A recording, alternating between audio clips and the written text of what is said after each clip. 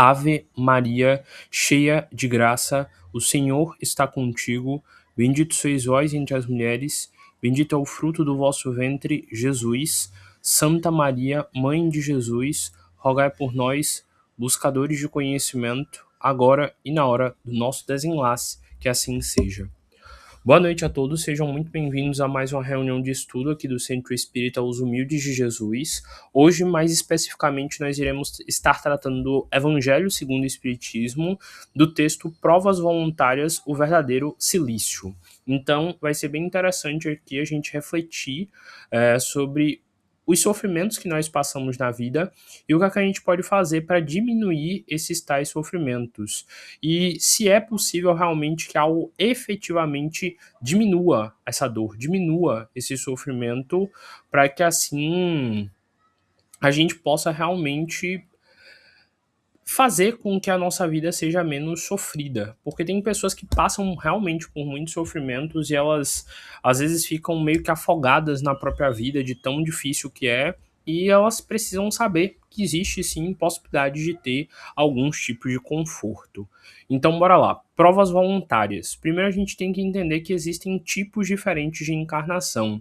Existem as encarnações de expiação, existem as encarnações de provas e também existem as encarnações de missão. As de expiação geralmente são encarnações onde a pessoa vem realmente para expiar, para passar por bastante sofrimento, para que assim ela possa pagar o excesso de débito espiritual que ela tem.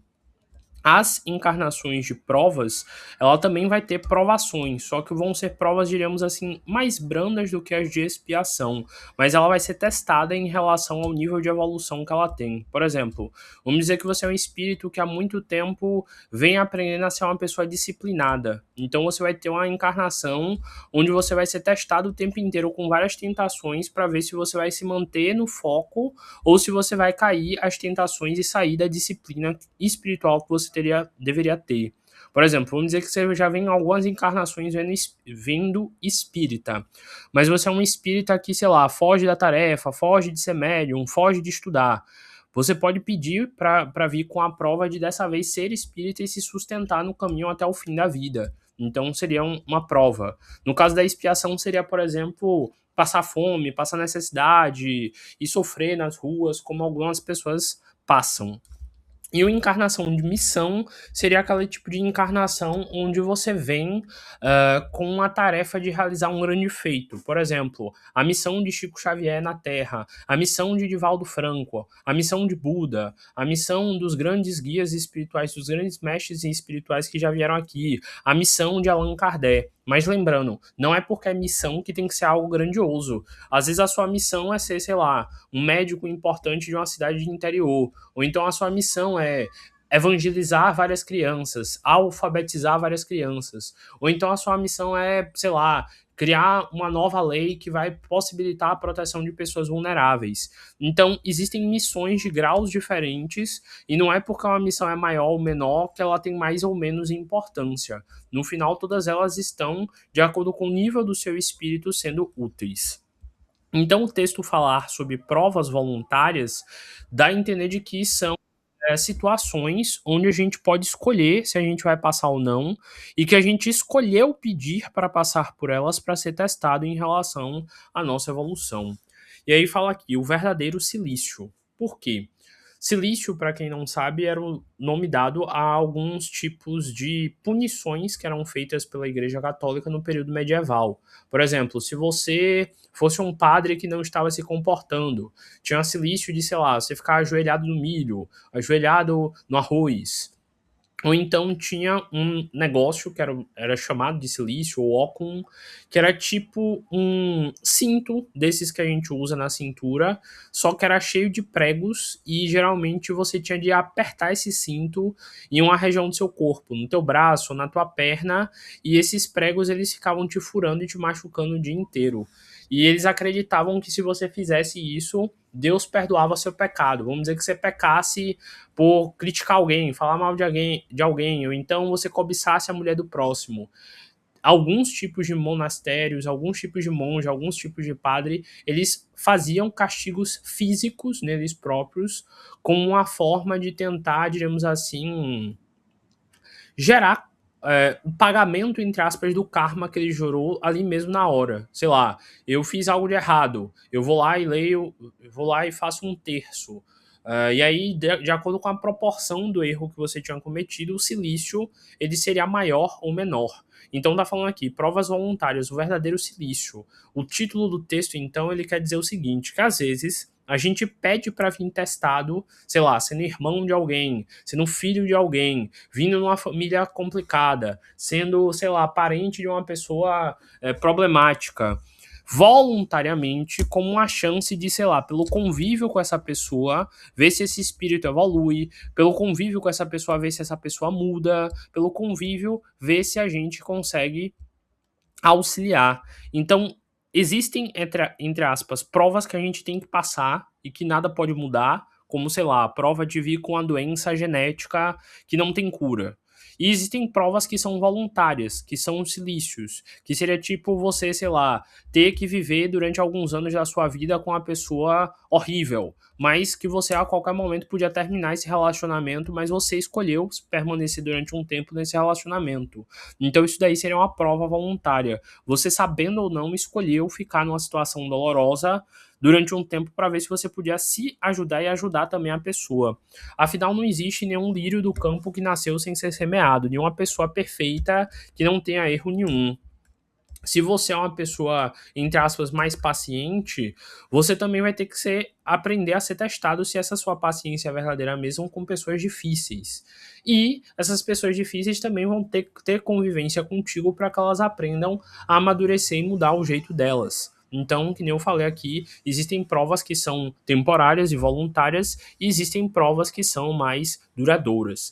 E no caso das provas voluntárias, a gente pode escolher se a gente vai se manter preso a uma situação ou não, se a gente vai se manter preso a uma dor ou não. Por exemplo, o caso de um relacionamento tóxico, de um namoro tóxico. Você pode escolher terminar o relacionamento a qualquer hora. Se você se mantém nesse relacionamento é porque você está querendo passar por aquela prova. Sei lá, prova de talvez, sei lá, pobreza. Você pode escolher resolver estudar para concurso, estudar para alguma coisa, buscar mais conhecimento e sair daquela vida onde você está sofrendo muito por não ter instrução. Enfim, o que eu estou dizendo é que existem situações onde você, com suas atitudes, pode mudar e existem situações que você não pode mudar. Por exemplo, sei lá, você está obeso, você pode escolher fazer uma dieta, você pode escolher fazer exercícios e mudar isso. Mas, sei lá, você nasceu com um problema de formação e você não tem uma das pernas. Isso daí não dá para mudar. Então, de novo, se você é capaz e pode mudar a situação, é um silício, é uma prova voluntária. Mas se é algo que não tem como mudar na sua vida, sei lá, você sempre vai ser filho da sua mãe, você sempre vai ser irmão da sua irmã e do seu irmão. Se for uma coisa que não tem como mudar, aí sim seria uma prova de expiação. Até mesmo no caso de família, às vezes dá pra gente se afastar de algum familiar tóxico. Então, dependendo, se torna também uma prova e não uma expiação. Mas estou dando aqui esse preâmbulo para a gente entender melhor de que sim, nossas atitudes são capazes de mudar a nossa vida. Afinal, tem várias histórias de empresários, de pessoas que, sei lá, saíram do nada e mudaram de vida pela sua determinação. Então, sim, apesar de ser sim, realmente muito difícil, existem casos e histórias onde as pessoas, através da superação, conseguem mudar a sua vida e o seu próprio destino. Mas bora lá ler o texto para entender melhor. Perguntais se é lícito ao homem abrandar as suas próprias provas. Por exemplo, vamos dizer que eu nasci numa família pobre. É lícito a mim, é permitido a mim eu me estudar, trabalhar muito, me esforçar muito para que eu saia da pobreza e ter uma casa boa, um carro bom e uma vida boa? Então, sim, é lícito. Você tem permissão para fazer isso. Na verdade, você deve fazer isso. A questão é se você vai ter força mental, se você vai ter dedicação, se você vai ter formas de fazer isso. Por quê? Vou dar um exemplo para vocês. Outro dia eu estava lendo a biografia de um cara e ele tinha nascido numa cidadezinha do interior. Ele tinha tudo para ser mais uma pessoa que só ia trabalhar na roça e que nunca ia fazer nada. Mas um dia um cara foi comprar umas coisas na mão do pai dele e esse cara percebeu que ele era muito inteligente, que ele era muito interessado e que ele sempre fazia perguntas pertinentes quando esse cara ia lá. E esse cara simplesmente resolveu bancar toda a educação desse cara até a faculdade, simplesmente porque ele viu que aquele cara, que aquele menino tinha potencial e que seria, entre aspas, um desperdício deixar ele no campo. Não que seja um desperdício alguém trabalhar no campo, mas vocês entenderam o que eu quis dizer. Então, assim, quando é para você sair de um local, quando é para sua vida mudar, quando é para você realmente ter algo, esse algo vem até você. Era um rapaz, um menino do campo, um menino sem instrução, mas era um menino curioso que despertou nesse cara o interesse e esse cara resolveu bancar a educação e o estudo dele. Então, sempre tem como mudar, sempre tem como criar uma vida diferente. E quando você é alguém que tem uma postura diferente, a vida te encontra e te dá meios para você sair daquela tal situação. Então, como este exemplo que eu dei, vários outros podem ser utilizados para mostrar que sim, é possível de uma pessoa que saiu de um contexto difícil ter chances para mudar de vida.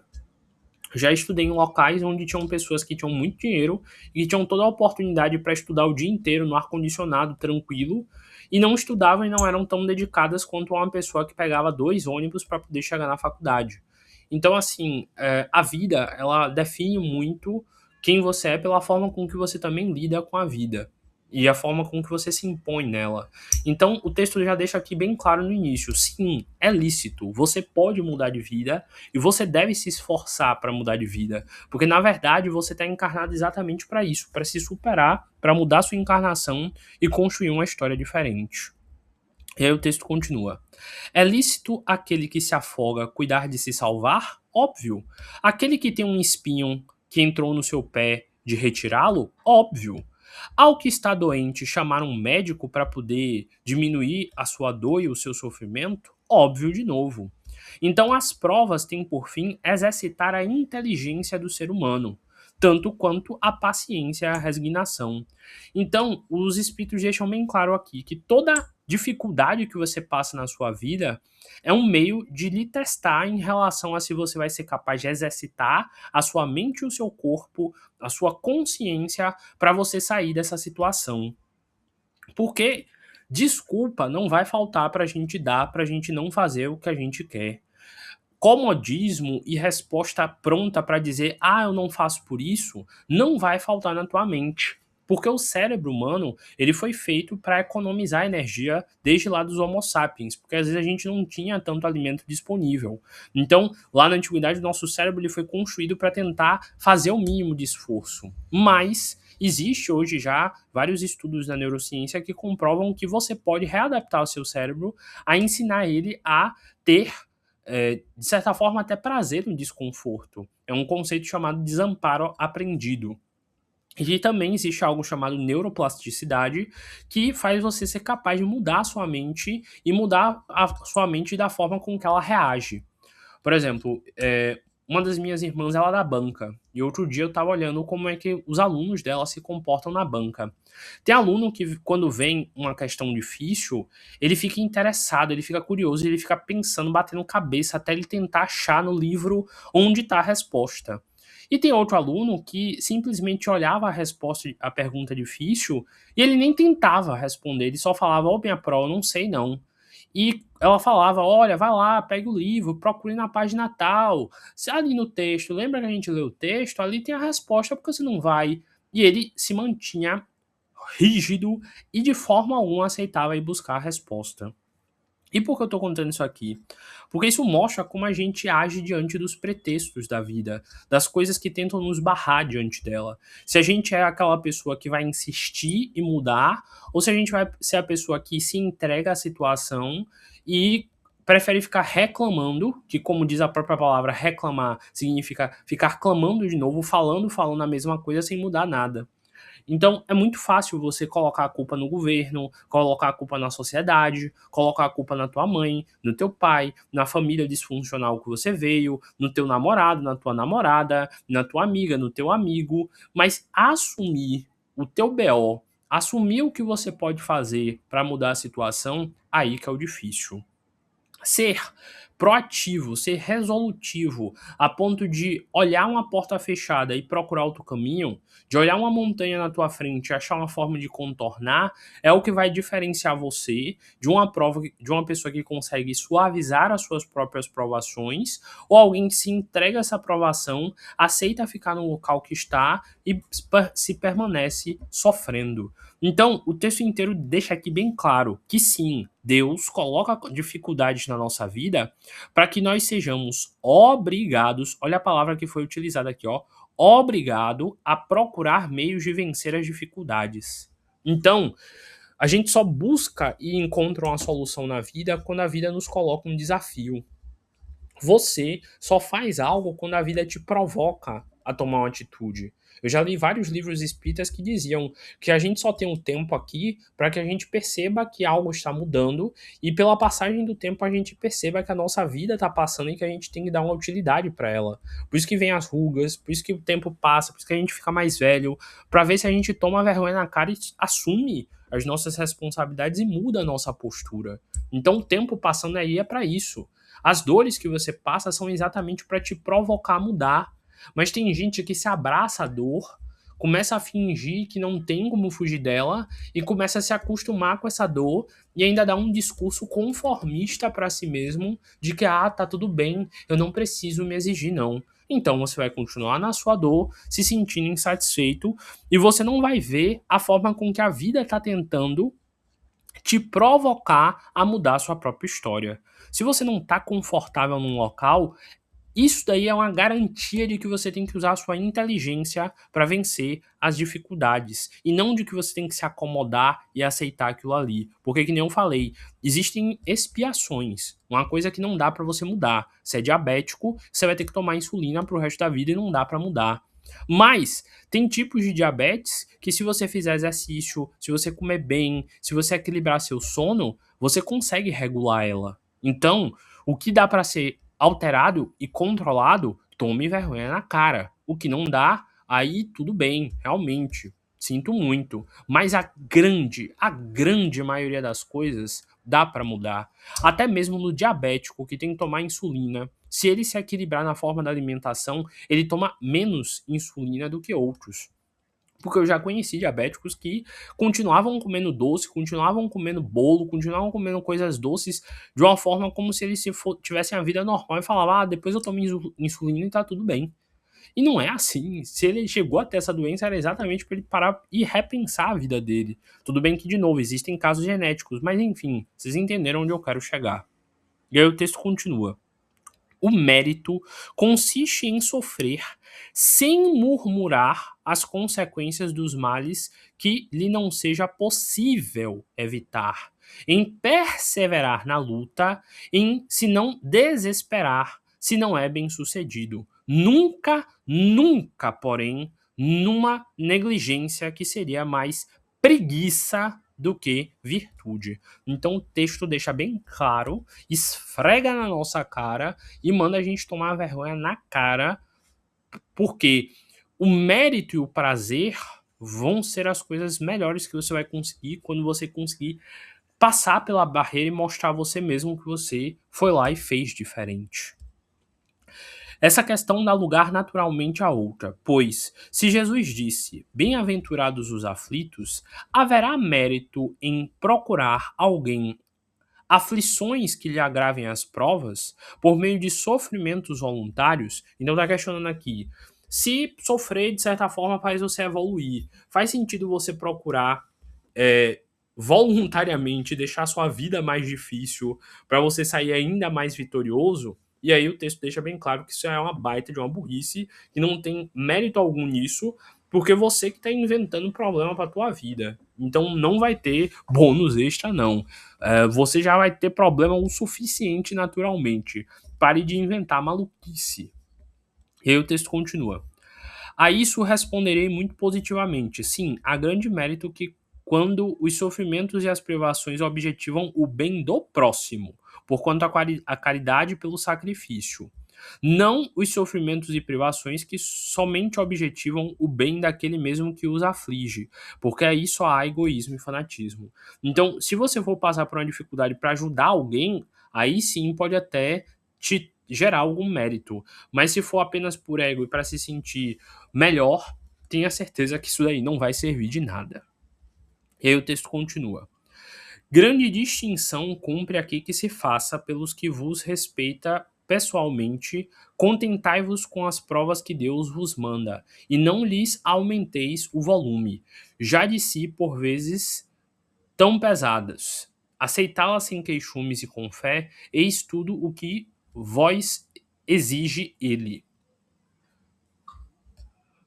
Não enfraqueceis o vosso corpo com privações inúteis e macerações sem objetivo. Aqui é, no caso, criticando o silício. Porque na época, tinham padres que ficavam até sem conseguir andar, sem conseguir comer, faziam jejuns de dias, de ficar com um corpo tão frágil a ponto de quase bater no caixão. Então tá dizendo aqui, não tem por que você fazer um silício, fazer uma tortura no seu próprio corpo, achando que isso vai ajudar na sua evolução espiritual. Não, isso daí é maluquice. E ele continua. Torturar e martirizar voluntariamente o vosso corpo é contravir a lei de Deus, que vos dá meios de sustentar e fortalecer este mesmo corpo. Enfraquecê-lo sem necessidade é um verdadeiro suicídio. Usai, mas não abusai, tal a lei. O abuso das melhores coisas tem a sua punição nas inevitáveis consequências que acarreta. Então tem gente aí que poderia beber, sei lá, só uma taça de vinho. Que tem até estudos que falam que beber apenas uma taça de vinho pode ser bom, porque vinho tem tanitos suaves, pode, sei lá, estimular o seu corpo, te relaxar, etc, etc. Mas não, a pessoa quer beber garrafas e garrafas, tirar um monte de foto, fazer um monte de vídeo, achando que tá arrasando, e no dia seguinte ainda passar uma ressaca danada e mal conseguir viver o dia seguinte achando que isso é vida. Tem gente que não aguenta na ceia de Natal comer apenas um pedacinho de cada coisinha de forma equilibrada, não. Tem que comer até ficar no sofá com a barriga cheia, abrir botão e achar que é engraçado e bonito a cultura de machucar o próprio corpo com exageros. Então, tenha consciência. Você não precisa disso, não vai faltar comida na sua casa. Você pode comer parcialmente de tempos em tempos de uma forma equilibrada. Para que esses excessos? E aí o texto continua. Muito diverso é o que ocorre quando o homem impõe a si próprio sofrimentos para o alívio do seu próximo. Aí sim tem valor. Se suportardes o frio, a fome, para aquecer e alimentar alguém que precisa ser aquecido e alimentado, se o vosso corpo disso se ressente, fazeis um sacrifício que Deus o abençoa. Vós que deixais os vossos aposentos perfumados para irdes a mansarda infectada, levar consolação, vós que sujais as mãos delicadas, pensando nas chagas, vós que vos privais do sono para velar a cabeceira de um doente que apenas é vosso irmão em Deus, vós que, enfim, que despendeis a vossa saúde na prática das boas obras, tendes em tudo isso o vosso cilício, verdadeiro e abençoado cilício, visto que os gozos do mundo não vos secarão o coração, que não adormecestes nos seios das volúpias, enervantes da riqueza, antes vos constituísseis anjos consoladores dos pobres deserdados. Então, sim, quando você fizer pelo bem de alguém, pelo carinho de alguém, pelo acolhimento a alguém, aí sim é um sofrimento válido. Mas, de novo, também não exagere. Faça apenas aquilo que está ao seu alcance e lembre-se do texto do óbolo da viúva.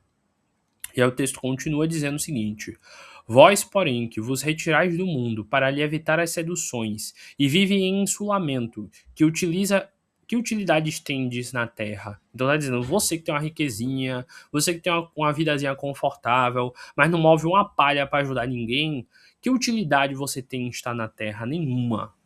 Onde a vossa coragem nas provações, uma vez que fugistes à luta e desertais do combate. Então, onde é que está a vossa coragem? Que utilidade se tem? Se querereis um cilício, aplicai-os a vossas almas, e não aos vossos corpos. Mortificai o vosso espírito, e não a vossa carne. Fustigai o vosso orgulho, recebeis sem murmurar as humilhações. Flagiciai o vosso amor próprio, e enrijeçai-vos contra a dor e a injúria e a da calúnia, mais pungente do que a dor física. Aí tendes o verdadeiro cilício, cujas feridas vos serão contadas, porque atestarão a vossa coragem e a vossa submissão à vontade de Deus. Então, um texto lindo, um anjo guardião, o autor do texto, que era o anjo guardião do médium na época, Paris, 163. Então a gente vê aí o quanto nesse texto lindo nos faz refletir sobre a forma com que a gente lida com a vida, sobre a forma com que a gente lida com os nossos sofrimentos e se a gente está sendo consciente sobre isso. Se vocês querem se aprofundar nas formas com que vocês podem fazer para suavizar seus sofrimentos, tem uma palestra aqui no canal do YouTube dessas palestras, onde eu falo sobre o caminho óctuplo de Buda, o caminho óctuplo de Buda e o caminho da cessação do sofrimento segundo o budismo. Lá eu dou várias técnicas e explico várias coisas que você pode fazer para diminuir seus karmas através das suas atitudes. Mas basicamente o que ficou claro aí durante o texto inteiro é que se torne cada vez mais uma pessoa melhor. Observe se as dificuldades da sua vida não são incentivos do universo para que você mude sua postura e para que você melhore, e analise se você não é o culpado na maioria dos erros e dos sofrimentos que estão acontecendo contigo, e analise a sua parcela de culpa nisso tudo. Se você realmente está tendo autocontrole sobre você, ou se você está deixando suas paixões e os seus prazeres e os seus confortos tomarem conta da sua mente.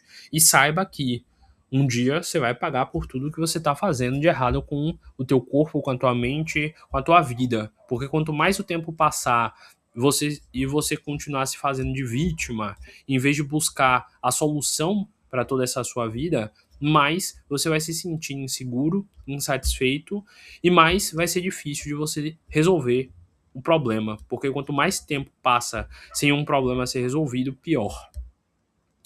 Lembro de uma vez que eu estava cuidando de um pedaço do quintal lá de casa e aconteceu o seguinte. Eu sempre que via algum matinho surgir nessa parte do quintal, eu ia lá, arrancava aquele pedaço de mato e deixava limpinho.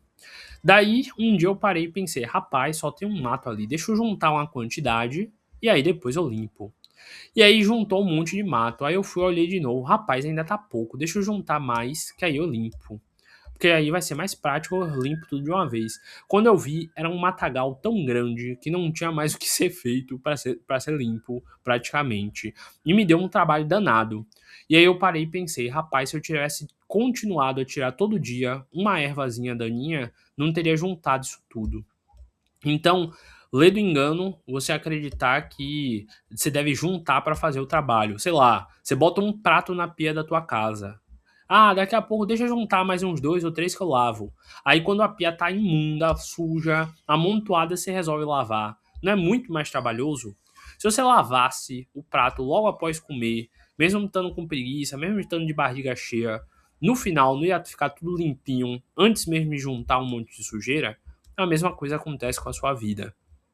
Se você buscar resolver sua vida e resolver os problemas antes mesmo que eles cresçam, você não vai ter que passar depois por uma rebombada da vida e por um sofrimento com a vida por você ter sido negligente com aquilo que já era para você ter resolvido. É isso, espero que vocês tenham entendido. Vão lá, assistam o vídeo onde eu falo sobre o budismo e o caminho óctuplo de Buda e o caminho da cessação do sofrimento.